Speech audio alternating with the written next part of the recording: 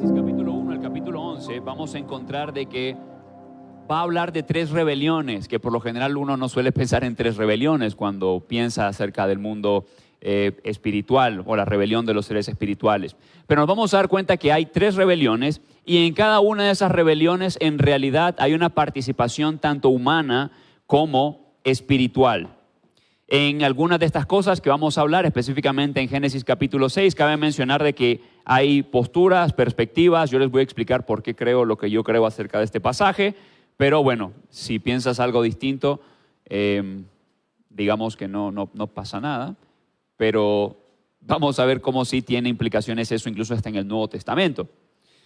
Entonces vamos a ver primeramente las tres rebeliones. Así que sígueme de cerca, porque no siempre hablamos de estos temas. Así que sígueme, ahí vamos a irnos a Génesis capítulo 3, en la caída. Y lo primero que vamos a ver en la Biblia acerca de la caída es lo que encontramos en Génesis capítulo 3. Vamos a ver de que el hombre y la mujer estaban en el jardín, habían sido puestos en el jardín para sojuzgar, para gobernar, para administrar la creación de Dios. Pero en medio de todo ese mundo ideal, vamos a darnos cuenta de que entra en escena un ser, la serpiente, que Génesis en realidad pues no nos da muchos detalles acerca de la serpiente, pero Apocalipsis de hecho va a relacionar a la serpiente con Satanás. Entonces vamos a ver de que se da la caída, la serpiente va a ser un instrumento para hacer caer va a hacer caer al hombre, y dice, pero la serpiente era astuta, más que todos los animales del campo que Jehová Dios había hecho, la cual dijo a la mujer, con que Dios os ha dicho, no comáis de todo árbol del huerto. Y la mujer respondió a la serpiente, del fruto de los árboles del huerto podemos comer, pero del fruto del árbol que está en medio del huerto, dijo Dios, no comeréis de él, ni le tocaréis para que no muráis. Entonces la serpiente dijo a la mujer, no moriréis, sino que sabe Dios que el día que comáis de él, serán abiertos vuestros ojos y seréis como Dios, sabiendo el bien y el mal. Y vio la mujer que el árbol era bueno para comer y que era agradable a los ojos, árbol codiciable para alcanzar la sabiduría. Y tomó de su fruto y comió y dio también a su marido, el cual comió así como ella. Y lo que vamos a ver es de que el hombre va a querer ser como Dios. Y en realidad esa es la lucha constante de la humanidad. La humanidad quiere gobernarse a sí misma. De hecho, en la historia del Antiguo Testamento nosotros vamos a encontrar de que se reitera una y otra vez este tema. Por ejemplo, cuando el pueblo de Israel dice, nosotros queremos tener un rey, queremos un hombre que nos gobierne. Eso lo encuentras en 1 Samuel capítulo 8. Y ellos van a decir, nosotros queremos ser como las otras naciones. ¿Cómo son las otras naciones? Tienen un rey, tienen un gobernante humano. Por eso es que Dios le va a decir a Samuel, no te han desechado a ti, sino que me han desechado a mí. No nos gobierne Dios, que nos gobierne un hombre, que Él pelee nuestras batallas, dice 1 Samuel capítulo 8. Pero ¿quién peleaba las batallas del pueblo? Dios. Y es que ese es el detalle. Vamos a encontrar de que en el corazón de la humanidad está el rechazo por Dios y el querer gobernar sobre sí mismo. Alguna vez salió este argumento ateo de, bueno, es que lo que pasa es que muchas personas creen en Dios porque le tienen miedo a la muerte. Pero en realidad el argumento se puede doblar para el otro lado, diciendo, bueno, en realidad los que son ateos no creen en Dios porque tienen miedo a enfrentar a un Dios justo al cual le van a dar cuentas. Entonces el detalle está en que en realidad en el corazón del hombre está en el hecho de querer negar que hay un Dios, un ser superior a ellos. Y bueno, vamos a ver de que aquí la humanidad quiso ser como Dios, y a raíz de que quiso ser como Dios vienen todas las repercusiones que nosotros tenemos más adelante. Entonces fueron abiertos los ojos de ambos y conocieron que estaban desnudos. Entonces cosieron hojas de higuera y se hicieron delantales. Entonces lo primero que entra en la humanidad por causa del pecado es la vergüenza, es el reconocimiento. De hecho, la primera vez que aparece la palabra temor en la Biblia es en Génesis 3. A partir de ahí es de que vemos que aparece la palabra temor. Y el hombre tiene temor de Dios, no porque Dios sea malo, sino porque al hombre pecar, entonces viene a reconocer que Él es malo y que Dios es bueno, porque se hace evidente que está delante de un Dios santo, tiene miedo, tiene temor, huye de Dios. Y de hecho en el Antiguo Testamento, cada vez que hay una manifestación de Dios, el hombre tiene miedo de morir. ¿Por qué? Porque saben que están delante de un Dios santo. Y a raíz del pecado en la humanidad, entonces ahora el hombre tiene este temor de Dios, porque sabe que al ser el hombre pecador, entonces delante de un Dios santo, ¿qué es lo que merece? La muerte.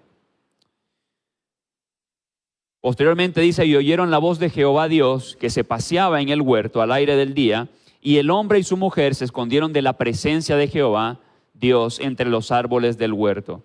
Mas Jehová Dios llamó al hombre y le dijo, ¿dónde estás tú? Y él respondió, oí tu voz en el huerto y tuve miedo porque estaba desnudo y me escondí. Entonces vemos vergüenza en el hombre, vemos reconocimiento de su condición delante de Dios.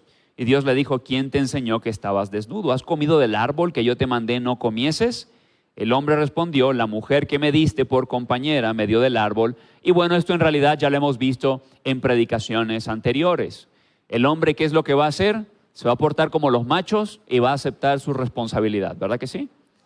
No, va a decir, es culpa de ella, es la mujer que tú me diste, que básicamente es como una forma de decir, pues es tu culpa, Dios. Que en realidad es lo que todo mundo hace, nadie quiere asumir responsabilidades.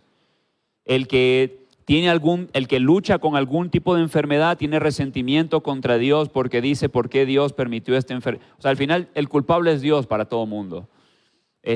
Cuando, por ejemplo, alguien está metido en adicciones, es que es culpa de Dios, porque ¿por qué me puso en el lugar que me puso? ¿Por qué me dio la familia que me dio? Es esta tendencia de rehuir a la responsabilidad. Y bueno, le echa la culpa a la mujer, que indirectamente es echarle la culpa a Dios, porque Dios se la dio. La mujer le va a echar la culpa a la serpiente, y la serpiente, pues no va a tener a dónde ir, ¿no? Porque, pues, ¿a quién le va a echar la culpa, no? No, fue el árbol, pues no. Entonces, vamos a ver de que el pecado entra, hay repercusiones tanto para el hombre como para la mujer, como para la serpiente y su simiente, que esto es un tema que permea toda la Escritura, la simiente de la mujer y la simiente de la serpiente. La simiente de la serpiente va a venir a relacionarse con aquellos que hacen las obras del maligno. Por eso Jesús le va a decir a los fariseos, vosotros sois hijos de vuestro padre el diablo, porque las obras de vuestro padre queréis hacer. Y entonces aquellos que andan en concordancia con el Señor, los que temen a Jehová, los que temen a Dios, de alguna manera son relacionados con la simiente de la mujer. De hecho, en el Antiguo Testamento, cuando se dice que alguien teme a Jehová, es como un sinónimo de decir de que esa persona es un creyente en el Antiguo Testamento. Y dice, y pondré enemistad entre ti y la mujer, y entre tu simiente y la simiente suya. Esta te herirá en la cabeza y tú la herirás en el calcañar. Entonces, Génesis 3, si bien la humanidad cae, queda una promesa. ¿Cuál es esa promesa? Esa promesa es de que de la simiente de la mujer va a venir alguien que va a aplastar la cabeza de la serpiente, que va a tener victoria sobre la simiente de la serpiente. El Nuevo Testamento va a decir, nos va a mostrar claramente que esta simiente es Cristo. Cristo es quien vence a la serpiente. Cristo es quien vence al maligno. Cristo es quien vence al maligno y a su simiente. Ahora, de esto es lo que vamos a hablar justamente en las siguientes partes. ¿Por qué? Porque vamos a darnos cuenta de que el Señor va a tener victoria no solamente sobre aquellos que siguen a Satanás humanamente, sino en realidad Cristo va a tener victoria contra todas las huestes de las tinieblas. Y es aquí donde queremos no tener cuidado de no ser sensacionalistas, porque ya dije, luego estos temas se prestan para el morbo, y no es la idea, ¿ok? Se prestan para el morbo, vamos a ver lo que el texto dice y hasta dónde podemos llegar en cuanto a esto, que va a ser el lenguaje que va a utilizar el Nuevo Testamento para hablar de lo que Cristo hizo en la cruz. Entonces, hay una promesa, y esa promesa es de que la simiente de la mujer, Cristo, va a vencer a la serpiente, va a vencer a Satanás, va a vencer a las fuerzas de las tinieblas. El relato de Génesis va a continuar y va a mostrar otra vez una situación por la cual está pasando la humanidad, de caos, de pecado en Génesis capítulo 6. Y aquí tenemos que los hijos de Dios se llegan a las hijas de los hombres. Entonces el texto dice de la siguiente manera: aconteció que cuando comenzaron los hombres a multiplicarse sobre la faz de la tierra y les nacieron hijas, que viendo los hijos de Dios que las hijas de los hombres eran hermosas, tomaron para sí mujeres, escogiendo entre todas. Verso 6 dice, paso rápido porque esto ya lo hemos visto anteriormente, Génesis 1 al 11. Un día vinieron a presentarse, bueno, ahí vamos a explicar. En cuanto a esta situación de Génesis capítulo 6, hay por lo menos 3 perspectivas en cuanto a cómo se entienden estos hijos de Dios. La primera perspectiva es de que en realidad cuando habla de los hijos de Dios está hablando de la línea de Set, o sea, todos los descendientes de la línea de Set, porque básicamente por ellos viene la simiente de la mujer. Y que los hijos de los hombres está haciendo referencia a la línea de Caín. La segunda perspectiva, que acaba de mencionar que grandes hombres de Dios, muy conocedores, muy eruditos, están en cada una de ellas. Ahorita voy a explicar por qué yo creo lo que creo. Otros más bien dicen, bueno, es que en realidad por este versículo que tenemos en el Nuevo Testamento que dice de que cuando nosotros resucitemos seremos como los ángeles que no se dan en casamiento, entonces por eso en realidad no pueden ser seres espirituales, porque los ángeles no tienen la capacidad para reproducirse. Que hay un detalle ahí en ese pasaje, pero no vamos a entrar en ello por cuestiones de tiempo. Entonces lo que proponen es más bien se trata de demonios, o sea, seres espirituales que ya han caído, que toman a hombres para entonces juntarse con las mujeres. Porque lo interesante es de que el texto va a decir de que estos posteriormente van a dar lugar ¿a qué? A los nefilim, a gigantes y a seres de los cuales no se describe mucho, que algunos dicen que la palabra más bien tiene que ver con hombres de renombre. Y la tercera perspectiva es de que en realidad se trata de ángeles, de hijos de Dios. ¿Por qué? Porque en realidad el término hijos de Dios a lo largo del Antiguo Testamento suele también ser utilizado en ese sentido. Por ejemplo, Job capítulo 1, versículo 6 dice, un día vinieron a presentarse delante de Jehová los hijos de Dios, entre los cuales vino también Satanás. ¿Quiénes son esos hijos de Dios? Son los ángeles, son seres espirituales. En general es un término para referirse a seres espirituales como angélicos, indistintamente de si son buenos o malos, ¿ok? Porque aquí está Satanás. Job capítulo 2, verso 1 dice, aconteció que otro día vinieron los hijos de Dios para presentarse delante de Jehová, y Satanás vino también entre ellos presentándose delante de Jehová. Y son seres espirituales, ¿ok? Mira el Salmo 89, 6, que claramente está hablando de seres espirituales. Dice, porque ¿quién en los cielos se igualará a Jehová? ¿Hay alguien en los cielos que se igualará a Jehová? No, porque Jehová es el Dios por encima de cualquier Dios. Es como decir, Él es el Dios verdadero. Y la siguiente pregunta es, ¿quién será semejante a Jehová entre los hijos de los potentados? Que ahí está hablando de lo mismo, de seres espirituales. De hecho es un paralelismo sinónimo. La pregunta 2 es sinónima de la primera pregunta. Y algo que vamos a ver más adelante, que tiene que ver, por ejemplo, con Génesis capítulo 11, ahí vamos a irnos a la Torre de Babel, es la forma en la que traduce la NTV Deuteronomio 32, 7, 8 y 9. Si tú te vas a Deuteronomio 32, 7, 8 y 9, te vas a dar cuenta de que en el verso 8 dice así, ahorita lo voy a mostrar en la NTV, dice, cuando el Altísimo asignó territorios a las naciones, cuando dividió a la raza humana, fijó los límites de los pueblos, y tu Biblia, si tienes la Reina Valera, 1960, va a decir, según el número de los hijos de Israel. Y algo que vamos a ver ahorita es que en realidad eso es una variante textual. Parece ser que en los manuscritos más antiguos en realidad no tienes eso. Es según el número de los hijos de Israel. Si alguien tiene dudas acerca de por qué una versión dice una cosa y otra dice otra, por favor los animamos a que vayan a la página de YouTube del Instituto Teológico de Querétaro. Ahí hay un conversatorio justamente acerca de eso. Pero la NTV va a decir de la siguiente manera, según el número de su corte celestial. Y esa palabra, corte celestial, en realidad en el original es según el número de los hijos de Dios. Porque el término hijos de Dios suele relacionarse a seres espirituales. Por eso es que la NTV lo traduce como según el número de la corte celestial. Y ahorita vamos a explicar también eso. Y yo sé que a lo mejor algunos dirán, ¿a dónde vine? Este muchacho está hablando puras cosas raras. No te preocupes, vamos a ir viendo de dónde sale todo eso. Y por supuesto, las implicaciones que tiene eso para ti, para mí, cómo lo utiliza el Nuevo Testamento. Pero bueno, veamos partes en donde ese término, Elohim o Benei Elohim, puede significar distintas cosas. Porque una palabra puede significar distintas cosas. Eso se llama semántica. Es como, por ejemplo, si yo digo cámara, puede ser una cámara fotográfica, o una cámara de video, o si le das una diferente tonadita, cámara, pues significa otra cosa también, ¿verdad? Eso es semántica. Entonces, en la Biblia también tenemos eso, espectros semánticos de una palabra. Mira, en relación a Israel también se les llama hijos de Dios. ¿Por qué no pensar en eso, en la línea de Set?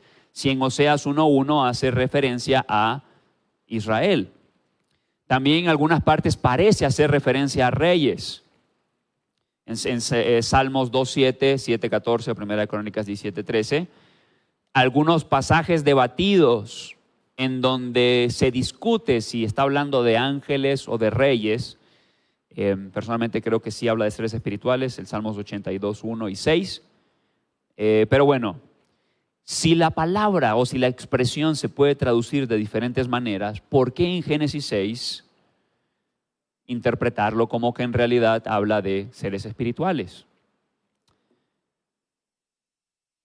El Nuevo Testamento hace algunas referencias que nos permiten entender mejor este pasaje. Y ese es el detalle. La alusión que el Nuevo Testamento hace de Génesis 6, desde mi perspectiva, imposibilita las otras opciones. Y vamos a ver por qué. Mira Judas capítulo 6.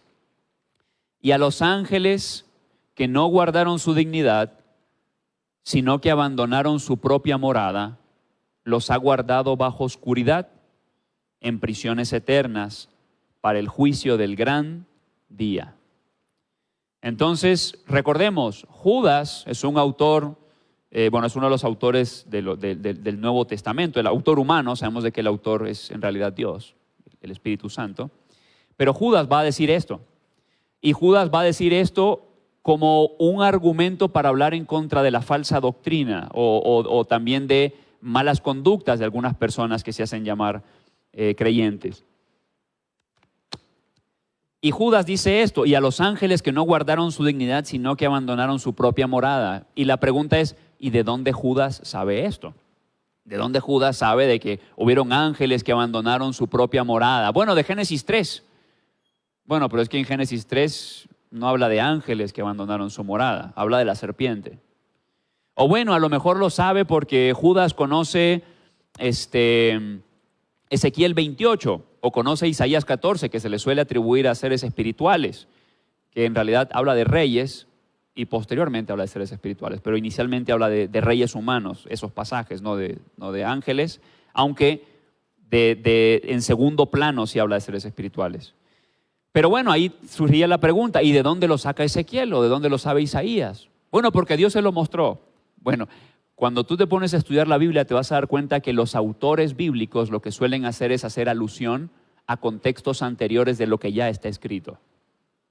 Entonces, ¿en dónde dice esto el Antiguo Testamento? ¿O de dónde se basa Judas para decir esto?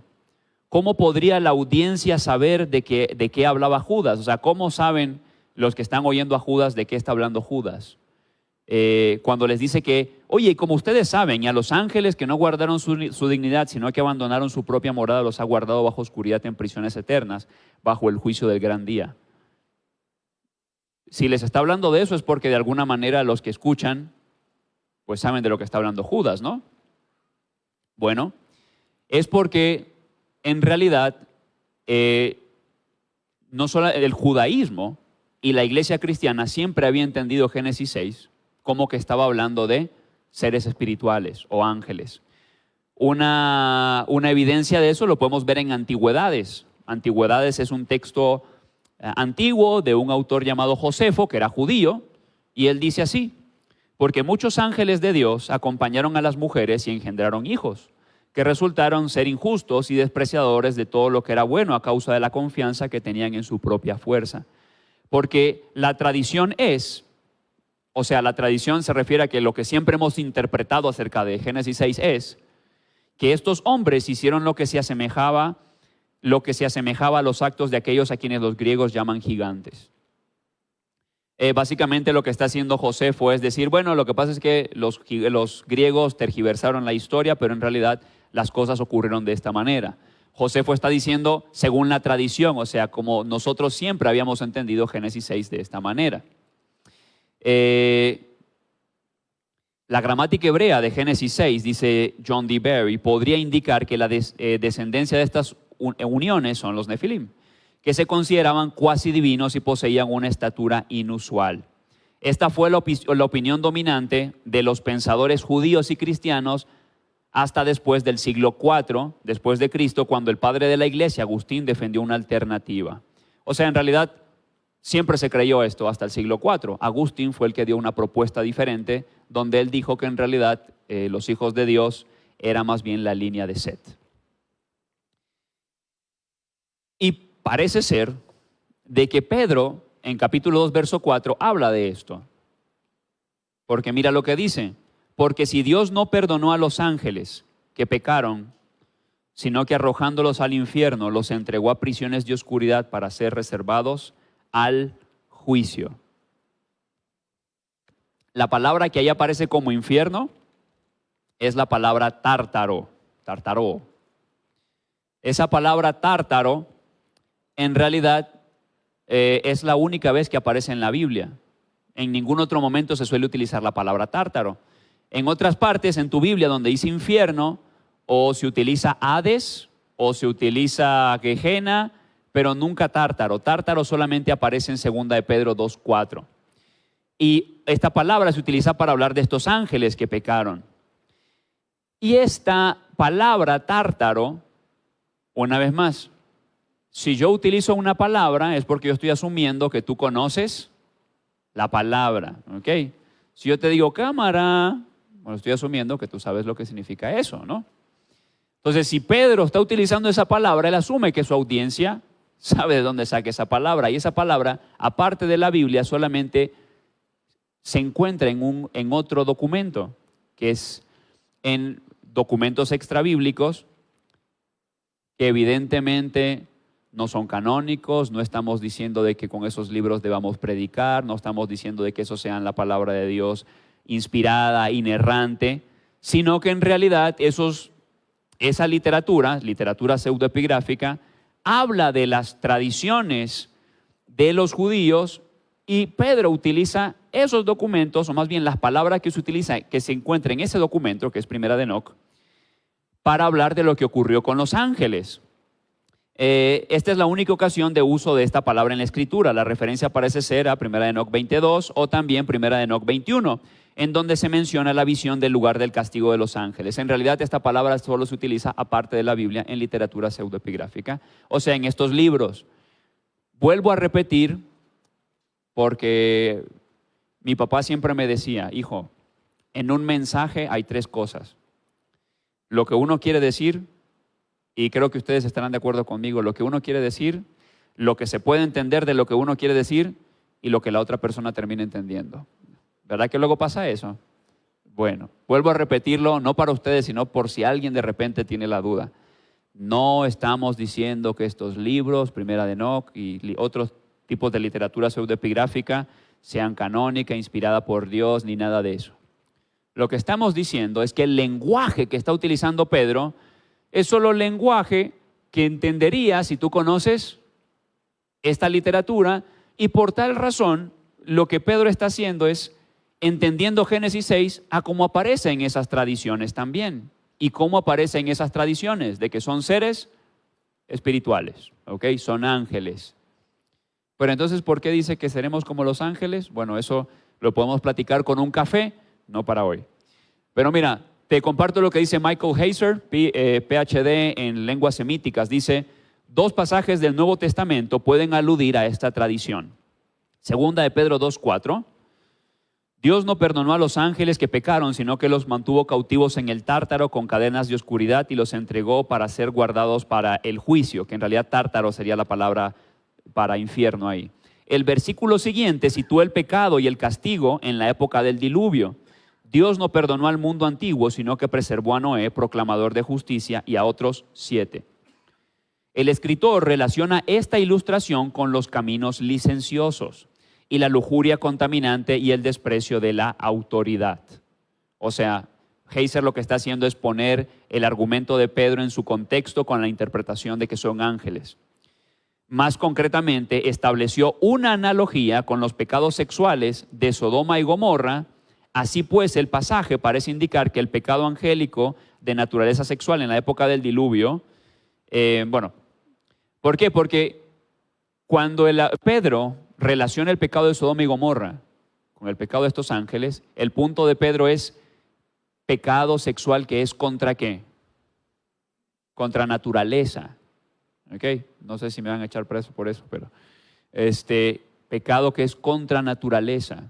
Ese es el punto. Por eso Pedro hace alusión a Génesis 6, porque en Génesis 6 está ocurriendo algo que es contra naturaleza. Por eso es pecaminoso.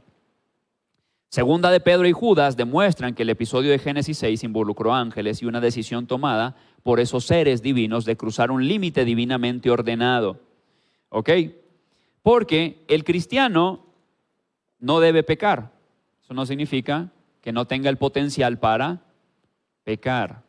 Por naturaleza, el hombre se hizo para la mujer. ¿Ok? Eso es el diseño de Dios. Que se haya sido eso por diseño no significa que no sea, o sea, que el ser humano no tenga la potencialidad para hacer algo diferente a eso. ¿Ok? Todo lo que es diferente a relación entre hombre con mujer es contra naturaleza, pero que sea contra naturaleza no significa que no tenga el potencial de hacerlo. Es lo mismo en el caso de los ángeles de Génesis 6, por el pasaje que tenemos acerca de que cuando resucitemos seremos como los ángeles que no sean en matrimonio. Y vamos a hablar de la tercera. Y no se preocupen, ya aquí esta va a ser la última cosa técnica que vamos a ver.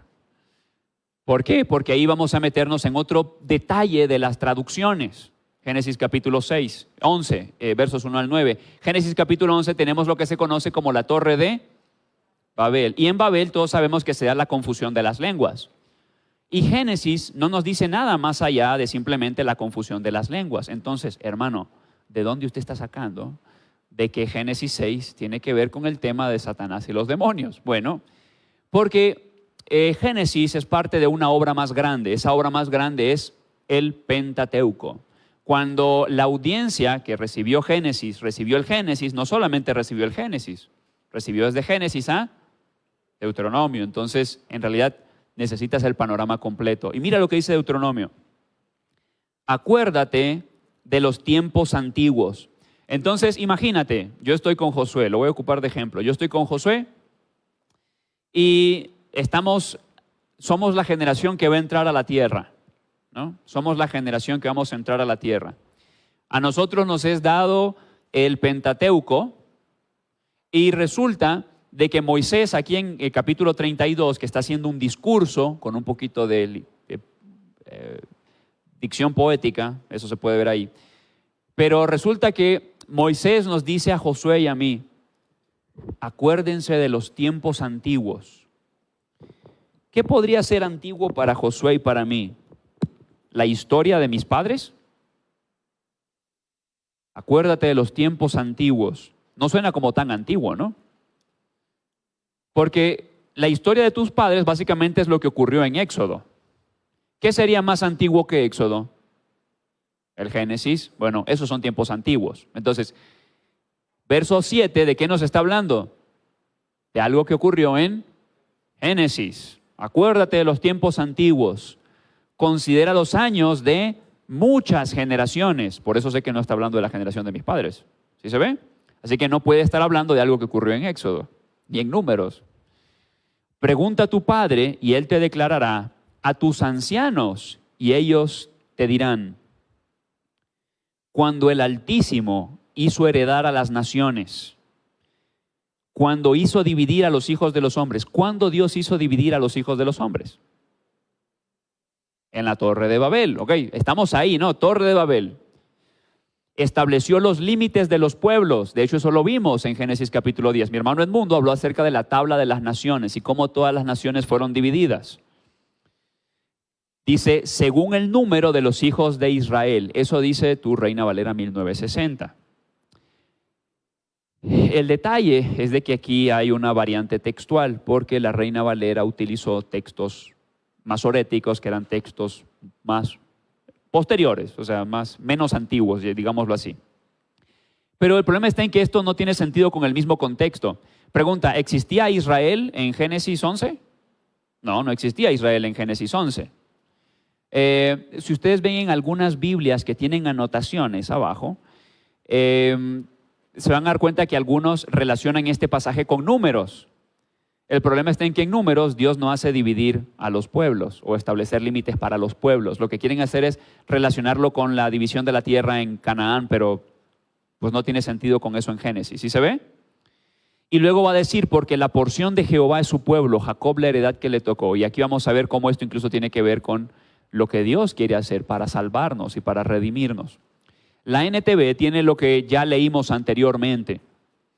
Dice, recuerda los días pasados, piensa en las generaciones anteriores, pregúntale a tu padre y él te informará.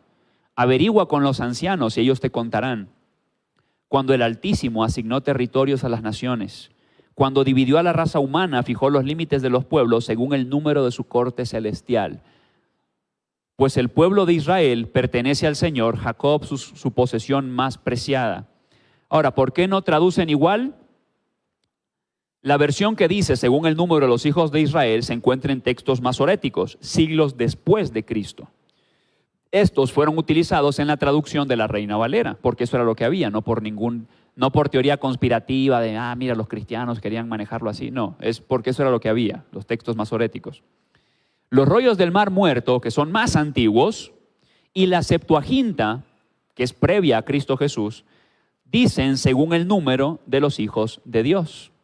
Mira cómo aparece en los textos masoréticos. No importa, no es necesario saber hebreo. Yo te pongo ahí, en naranja, es lo que se traduce como hijos de Israel.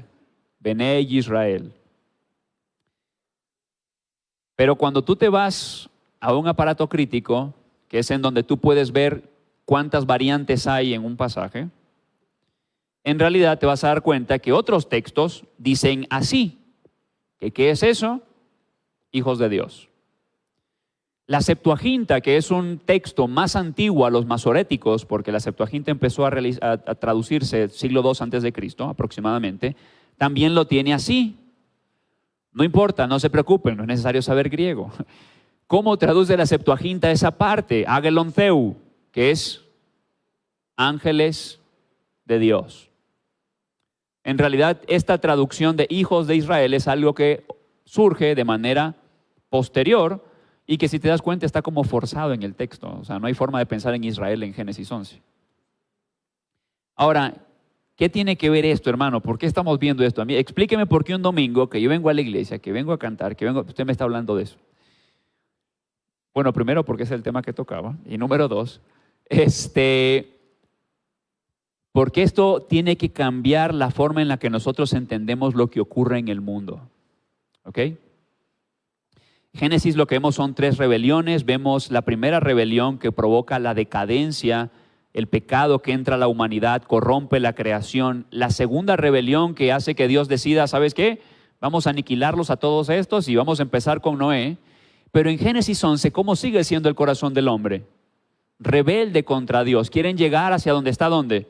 Dios. Por eso están construyendo Babel, ¿no? La torre, para llegar a ser como Dios. O sea, Génesis 3, básicamente. ¿Sabes qué es lo que hace Dios en Génesis 11? Lo que hace Dios es lo mismo que dice Romanos capítulo 1.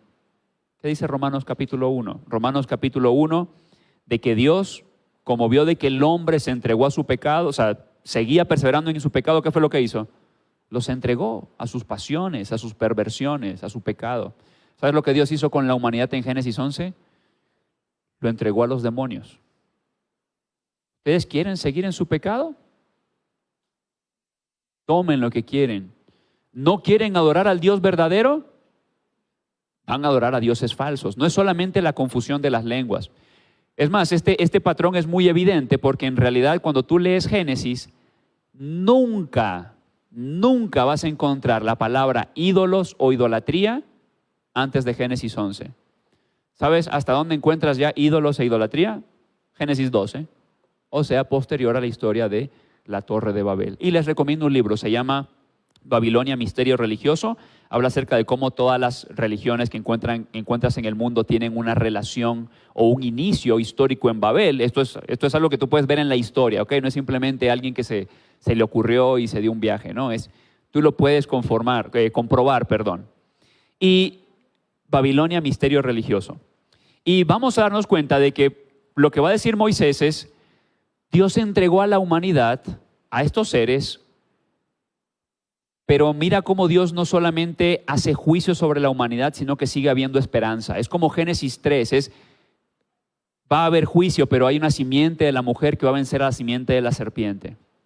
Aquí es bueno, están en pecado, van a ser entregados a los demonios. Pero el verso 9, ¿qué decía el verso 9? Bueno, ya les pongo lo que decía el verso 9. El verso 9 dice, pues el pueblo de Israel pertenece al Señor, Jacob su posesión más preciada. O sea, lo que ocurre es de que Dios entrega a las naciones como juicio a los demonios, pero no los entrega a todos. ¿Sabes qué fue lo que hizo? Se preservó un pueblo. Como ocurre en ¿dónde? En Génesis 6. Los va a destruir a todos, pero ¿se guarda a quién? A Noé, para que haya una continuación de la simiente de la mujer. ¿Sí se ve? En Génesis 11 es como todos en juicio, en pecado, decadencia, pero Dios se guarda ¿a quién? A un pueblo, para que por medio de ese pueblo venga la simiente de la mujer que va a vencer a la simiente de la serpiente. El uso de esto que acabamos de ver en el Antiguo y Nuevo Testamento es muy evidente, la idea de que las naciones están bajo el poder o el gobierno de ciertos dioses. Por ejemplo, mira Éxodo capítulo 12, versos 12 y 13. Dice, pues yo pasaré aquella noche por la tierra de Egipto. Esto es la muerte de los primogénitos en Egipto. Y dice, y heriré a todo primogénito en la tierra de Egipto, así de los hombres como de las bestias. Y uno dice, bueno, el juicio es simplemente ¿contra qué? Contra los hombres. Pero no es solamente contra los hombres, también contra quién es. Dice, ejecutaré mis juicios en todos los dioses de Egipto. Porque no es simplemente una cuestión de que la humanidad ha caído, es de que la humanidad ha caído y detrás de la humanidad, ¿qué hay? Huestes espirituales de maldad. Y luego vamos a ver cómo eso también lo ocupa el Nuevo Testamento. Pero cuando Dios trae juicio sobre Egipto es también contra sus dioses. Yo Jehová, y la sangre os será por señal en las casas donde vosotros estéis. Ahora, ¿por qué los dioses de Egipto? Porque Dios entregó a las naciones a eso. Por eso el Antiguo Testamento va a hablar de los dioses de Asiria, los dioses de Persia, los dioses de... Es parte del juicio. Y la sangre os será por señal en las casas. Mira Deuteronomio 6:14. No andarás en pos de dioses ajenos, los dioses de los pueblos que están en vuestros contornos. ¿Cuáles son los pueblos que están en vuestros contornos? Los que tú encuentras en la tabla de las naciones de Génesis capítulo 10. Deuteronomio 32:17 dice, sacrificaron a los demonios y no a Dios. ¿Cuáles demonios? A los otros dioses. ¿Ok?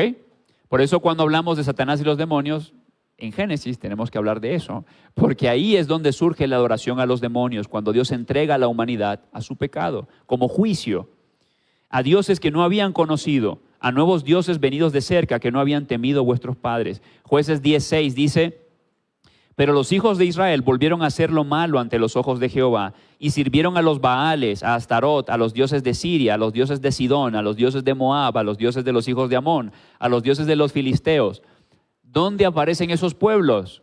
En la tabla de las naciones de Génesis capítulo 10, que en realidad surge a raíz de Génesis 11, porque Génesis 10 es posterior al 11. Es un arreglo ahí temático. Profecía sobre Egipto. Mira lo que dice Isaías en la literatura profética. He aquí que Jehová monta sobre una ligera nube, entrará en Egipto, y los ídolos de Egipto temblarán delante de él, y desfallecerá el corazón de los egipcios dentro de ellos. Entonces, Dios viene a hacer juicio contra los egipcios y contra las huestes espirituales de maldad que están detrás de ellos. Mira Isaías 34. Acercaos naciones, juntaos para oír, y vosotros pueblos escuchad. Oiga la tierra y cuanto hay en ella, el mundo y todo lo que procede, porque Jehová está airado ¿contra quién? Contra todas las naciones, e indignado contra el ejército de ellas. Esa palabra del ejército de ellas, en el original está haciendo referencia al ejército de los cielos. ¿Okay? Por eso es que siguientes versículos dice: y los muertos de ella serán arrojados, y de sus cadáveres se levantará hedor, y los montes se disolverán por la sangre de ellos, y todo el ejército de los cielos se disolverá. O sea, está hablando de cómo Dios va a hacer juicio también ¿contra quién? Contra los seres espirituales. Que dentro de la cosmovisión judía, ellos habitaban ¿en dónde? ¿Dónde habitaban los hijos de Dios? En los cielos. ¿Okay? Pero ya dijimos que hijos de Dios, el término no necesariamente es solamente para seres buenos, sino también para seres malos. Por eso se utiliza el término ejército de los cielos. E incluso te voy a mostrar algo de Apocalipsis muy rápido. ¿Por qué? Porque dijimos que no queremos ser sensacionalistas, así que te voy a mostrar lo que es una interpretación no sensacionalista de una porción de Apocalipsis. Entonces me dijo, mira esto en Daniel 10. Ya cuando vayamos al Nuevo Testamento te muestro lo que te digo de Apocalipsis, pero ten en mente esto de Isaías 34. Es más, si lo tienes en tu Biblia, tenlo ahí guardado para que luego lo compares con lo que te voy a mostrar. Entonces me dijo, Daniel, no temas, porque desde el primer día que dispusiste tu corazón a entender y a humillarte en la presencia de tu Dios, fueron oídas tus palabras, y a causa de tus palabras yo he venido. Está hablando de un ángel que vino a Daniel para explicarle una profecía. Pero mira lo que dice el ángel. Mas el príncipe del reino de Persia se me opuso durante 21 días. Pregunta, si Daniel estuviese hablando de un ser humano, ¿tú crees que un ser humano podía tener un ángel por 21 días? No. Es más, la palabra príncipe ahí es la palabra zar, que también se puede utilizar para rey. ¿Ok? Está hablando de un ser espiritual que es el que gobierna ¿sobre dónde? Sobre Persia. ¿Por qué? Porque Dios ha entregado a la humanidad ¿a qué? A demonios. ¿Cómo qué? Como juicio. Y este príncipe de Persia, ser espiritual, estaba deteniendo a este ángel para que entonces no le fuese revelado a Daniel lo que hoy en día tenemos en la Biblia. Mira, la batalla espiritual no es una cuestión sensacionalista, es una realidad la batalla espiritual. ¿Ok? Aquí tenemos a un ser luchando para que Daniel no recibiese revelación de Dios. Okay, dice que Miguel fue a intervenir ahí. ¿Para qué? Para que tú y yo hoy en día podamos tener eso allí, ¿okay? En tu Biblia. Porque este ser no quería que Daniel tuviese la revelación. Y nosotros como cristianos tenemos que ser conscientes de que eso es una realidad. Y por eso dice Pablo, no tenemos lucha contra sangre y carne. Y de hecho ahorita vamos a ir a ello. Miren en el Nuevo Testamento cómo se utiliza esto mismo que vemos en Génesis 11. Porque no tenemos lucha contra sangre y carne, sino contra principados, contra potestades, contra gobernadores de las tinieblas de este siglo, contra huestes espirituales de maldad en las regiones celestes. Ahora, bueno, Richard, pero ¿de dónde sacas que eso tiene que ver con lo que estábamos viendo en Génesis 11? Bueno, los términos que ahí se utilizan, principados, potestades, gobiernos, en la época siempre estaban relacionados a gobiernos geográficos, ¿ok? A gobiernos geográficos. ¿Qué es lo que vimos con mi hermano Edmundo? O sea, ellos gobiernan sobre este mundo, el cual, mira lo que dice Colosenses, el cual nos ha librado de la potestad de las tinieblas y trasladado al reino de su Hijo amado. O sea, la pregunta surge es, ¿y cuándo surge este reino de las tinieblas? Bueno, es ese reino de las tinieblas que hemos estado viendo dónde surge en Génesis, ¿ok? Y nosotros éramos presa de ellos. ¿Por qué? Porque por juicio Dios entregó a la humanidad a eso. Y es aquí donde quiero que veamos cómo esto vincula con el Evangelio, ¿ok? Porque cuando hablamos del Evangelio solamente solemos pensar en, ya no voy al infierno, ahora voy al cielo, ¿ok? Y es más que eso, tú no tenías comunión con Dios, por eso ahora puedes estar otra vez en comunión con Dios. Estábamos en un reino de tinieblas que le pertenece a Satanás y a sus demonios. La creación está caída, por eso el Evangelio incluye también el hecho de que Dios va a restaurar todas las cosas. Y Dios te rescató a ti, me rescató a mí ¿de qué? De eso. Ya no estamos bajo su poder, ya no estamos bajo su dominio. Por eso el Señor Jesús, por eso cuando tú lees los Evangelios, tú tienes que leer los Evangelios también pensando en lo que dice el Antiguo Testamento. ¿Por qué crees que Jesús liberó personas poseídas por demonios? Para que los que veían pudieran entender, Él es el que nos viene a liberar. Él es el restaurador de todas las cosas. ¿Por qué? Porque todas las cosas habían sido entregadas ¿a qué? A huestes espirituales de maldad, ¿ok? Este traslado ocurre cuando nos resplandece la luz del Evangelio, ¿ok? Por eso es tan importante el Evangelio. ¿Sabes cuál es la única herramienta que tú tienes en esta batalla espiritual? El Evangelio y la oración. Okay. Ahí también puedes ver Efesios capítulo 6, 12. Dice, porque no tenemos lucha contra sangre y carne, sino contra principados, potestades, contra los gobernadores de las tinieblas de este siglo, contra huestes espirituales de maldad en las regiones celestes. Posteriormente va a hablar de la armadura de Dios y de la oración. La única herramienta que tú y yo tenemos es una vida de comunión con Dios y de predicar el Evangelio para que entonces otros puedan ser trasladados del reino de las tinieblas al reino de ¿quién? Al reino de Cristo. Y esto es importante porque créanme, yo he platicado con jóvenes. Mira, una vez conocí uno, sí estaba interesante, ¿no? Porque él me decía, oye, fíjate que he estado pensando que se necesitan exorcistas. Y yo dije, ay no, ¿de qué me va a hablar este amigo? Porque bueno, él se había metido en cosas que no se debía meter. Entonces él ya estaba pensando en exorcismos y que hay mucha gente que necesita, que no. La Biblia, ¿sabes qué es? Por eso la importancia de Colosenses. ¿Cuándo fuiste trasladado del reino de las tinieblas al reino de Cristo? Cuando te resplandeció la luz del Evangelio. No por andarte metiendo a investigar, porque yo sé de personas que son creyentes y se meten a investigar cosas que no deberían estar ni investigando, ni buscando. Se ponen a investigar acerca de trabajos, de brujería, de cosas por el estilo porque les da curiosidad. Y luego cuando les preguntas te dicen, lo que pasa es de que, pues es que hay que también entender cómo son las cosas del otro lado. Pues mira, déjame que te diga algo. La Biblia no te dice que tienes que entender cómo son las cosas de otro lado. ¿Sabes qué es lo que necesitas? ¿Sabes qué es lo que la gente necesita según Colosenses? El Evangelio. El Evangelio es la herramienta que tú tienes en esta batalla espiritual. Y la oración. No tienes ninguna otra. No es necesario andar investigando. No es necesario andarte metiendo en páginas donde no te debes de meter. No es necesario nada de eso. Porque la Biblia te dice cuál es la condición del hombre y cuál es la solución. Y ese es el Evangelio. Y de hecho esto tiene que ver con lo que Dios hará al final. ¿Sabes lo que Dios hará al final? En Cristo, por medio de Cristo, lo mismo que le hizo a Egipto, lo mismo que le hizo a Babilonia, a Siria. Eso lo puedes ver en los libros proféticos. Pero mira, ¿qué hará Dios? Destruirá a todos sus enemigos, hará juicio contra las naciones rebeldes y las huestes espirituales de maldad que están detrás de ellas. Él es el que al final, de manera última, va a volver, restaurar todas las cosas, destruir a todos sus enemigos. Y de hecho, cuando tú lees el libro de Apocalipsis, trata de eso. ¿Te acuerdas que te dije que dejaras guardado ahí Isaías? Mira lo que dice Apocalipsis 6, del 12 al 17.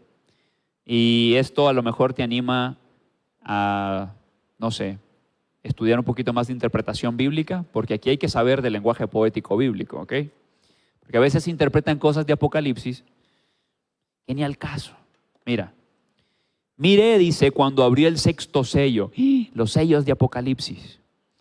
Y he aquí, hubo un gran terremoto, y el sol se puso negro como la tela de silicio, y la luna se volvió toda como sangre, y las estrellas del cielo cayeron sobre la tierra como la higuera deja caer sus higos cuando es sacudida por un fuerte viento.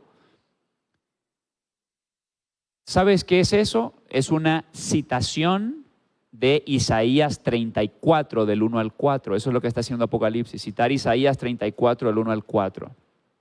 Porque hay gente en YouTube que cuando va a pasar un meteorito dice, la profecía se está cumpliendo.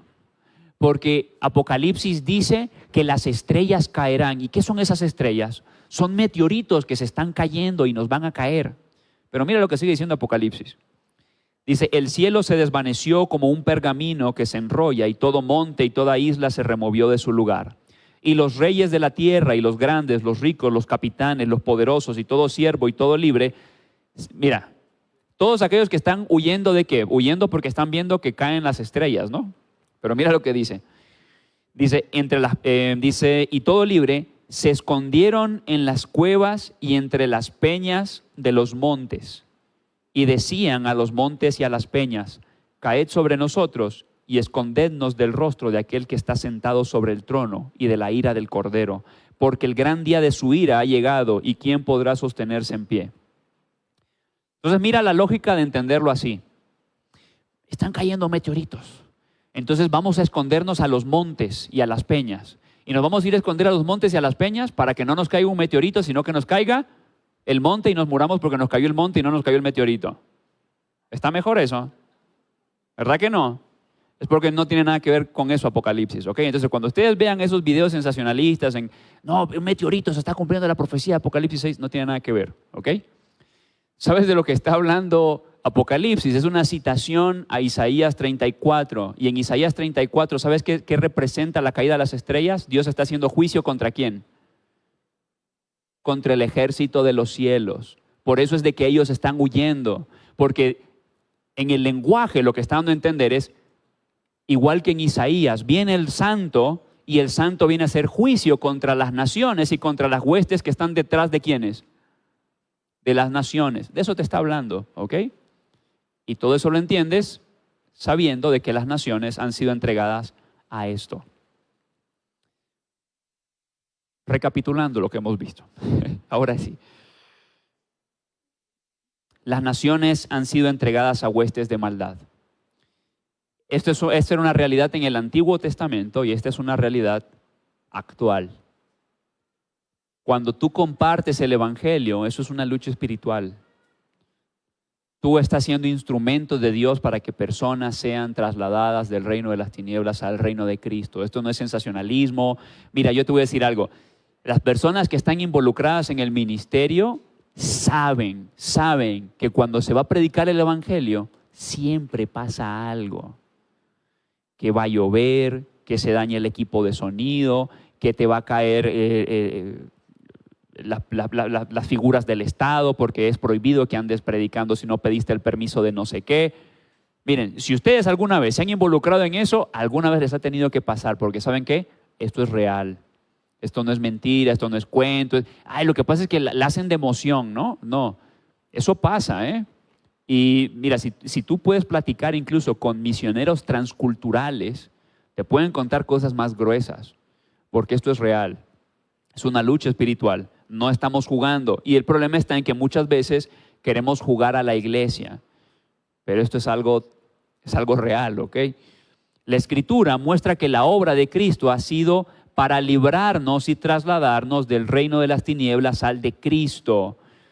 Cuando nosotros pecamos, nosotros transgredimos la ley de Dios y nosotros somos merecedores del justo juicio de Dios, porque nosotros hemos ofendido a un Dios que es justo, infinito, eterno, santo, y la paga de nuestro pecado debe ser proporcional a nuestra ofensa. Y si nosotros hemos ofendido a un Dios con esas características, la consecuencia de eso es la condenación eterna. Por eso el precio por nuestro pecado es infinito también, es en Cristo que nos libera no solamente de la condenación del pecado, sino también nos traslada de la influencia de ¿quién? De este reino. Por eso es que hasta que nos resplandece la luz del Evangelio es que podemos empezar a entender bien las Escrituras. porque antes estamos así, dice Pablo, velados por las tinieblas, pero ahora estamos en Cristo. La batalla espiritual se hace por medio de la oración y la comunión con Dios y compartir el Evangelio. No es declarándose, porque hay personas que quieren declarar, ¿no?, contra los demonios y cosas así. A ver, no, eso está mal. ¿En qué parte de la Biblia encontramos eso? En ninguna parte. Pero ¿sabes qué es lo que sí libera a alguien? Entender el Evangelio. Incluso le puedes preguntar a personas que han estado en contacto con personas poseídas. La persona no es libre hasta que entiende el Evangelio. Eso es una realidad. No es declarándose, tampoco es metiéndose a leer cosas prohibidas, porque sé de jóvenes que se meten a cosas, ¿ok? Se meten a cosas por curiosidad y ponen excusas tontas. La Biblia no te manda eso. No lees tu Biblia, pero quieres leer otras cosas. O sea, por favor. Según para conocer más acerca del mundo oculto. Y lo único que hacen es coquetear con otro reino. ¿Ok? Y cuando tú coqueteas con ese otro reino, ellos no están jugando. ¿Ok? Así que acompáñenme, mis amados hermanos, en una oración.